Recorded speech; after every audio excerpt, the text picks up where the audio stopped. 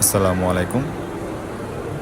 চলে আসলাম আরেকটি ভিডিও নিয়ে মাসিম দত্তির স্টোর থেকে। আজকে আমরা মাসিম দত্তি থেকে দুটি শার্ট পারচেস করব। তার আগে আমি স্টোরটা ঘুরিয়ে ঘুরে দেখাচ্ছি।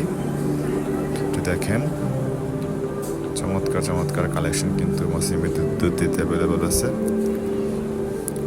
খুবই সুন্দর সুন্দর কালেকশন। আমরা এখন দুটি শার্ট পারচেস করব। আমার অলরেডি রিজার্ভ করা ছিল দুটি শার্ট, লিনেনের দুটি শার্ট এখন পারচেস করব।